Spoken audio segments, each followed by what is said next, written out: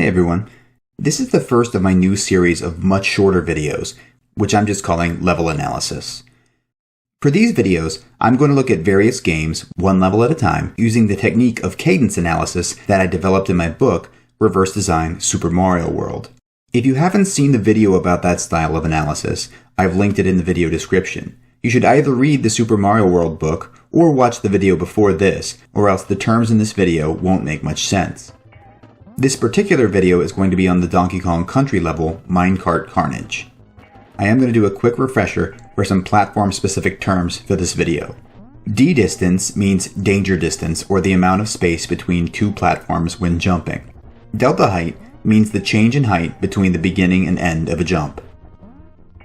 Because this level is very short, I'm going to give a quick overview of its key points before we break down every single challenge. There are important features in this level that I want to highlight. First, the level is spent in a minecart, which limits the player's control over Donkey and Diddy's momentum. Second, there's a specific kind of expansion challenge that repeats across several different iterations in this level.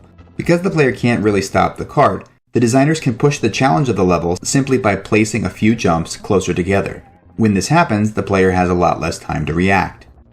The primary dimension of this expansion is in time rather than in space, because the player has to react more quickly. I'm calling this the TX expansion for short.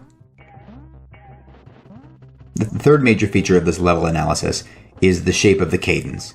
This level has three kinds of obstacles: an incline jump, a crashed minecart, and a croc in a cart riding towards Donkey and Diddy.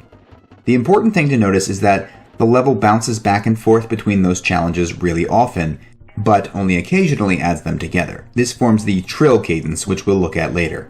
Okay, let's get down to the individual challenges. The first two jumps, here and here, to get these bananas, are not the standard challenge. They're just what I call a warning shot, which wakes the player up to the mechanics used in the level. There's your standard challenge, a basic jump over a pit. The sides here are even, and there are no other obstacles.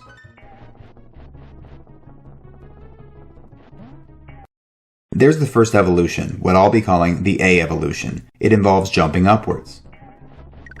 This is the TX expansion I mentioned.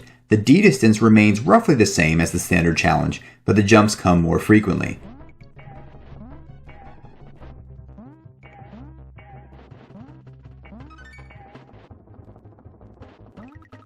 Then we've got this angled upward jump. It's got a greater D distance and delta height. The angle in this case is a red herring. The angle doesn't make it any harder. It's the distance between the two platforms that make it harder.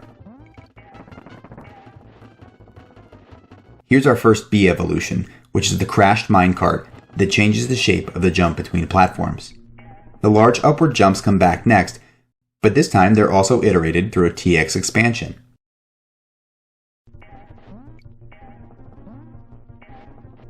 Then the crashed carts come back, also with a TX expansion.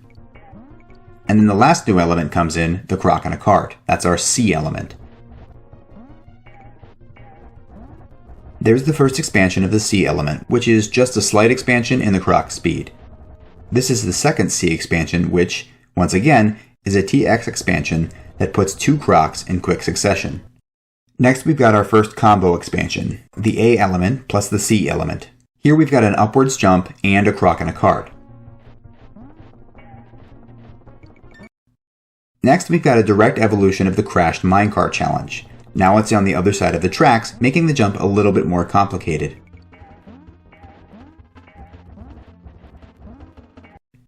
Next, there's this challenge. I'm going to pause for a sec just so you can see how the delta height and D distance aren't technically any bigger than the last upward jump, but there's another jump on the other side, so again we have the TX expansion.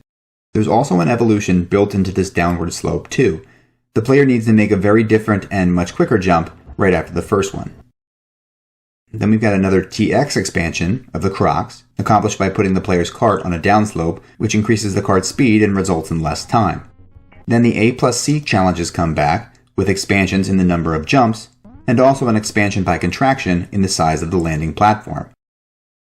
As I said, this level bounces back and forth between the three different design ideas a lot, and only combines them a couple of times. That action of bouncing back and forth forms the cadence shape I call the trill cadence, which you can see here.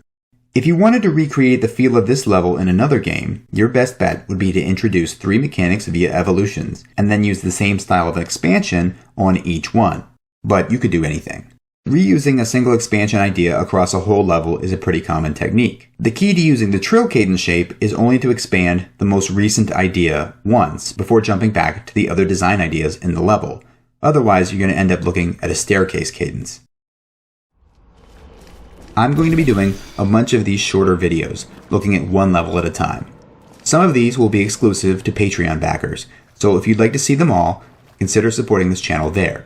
And I'm definitely interested in your feedback about the level analysis or other levels in similar games that you'd like to see.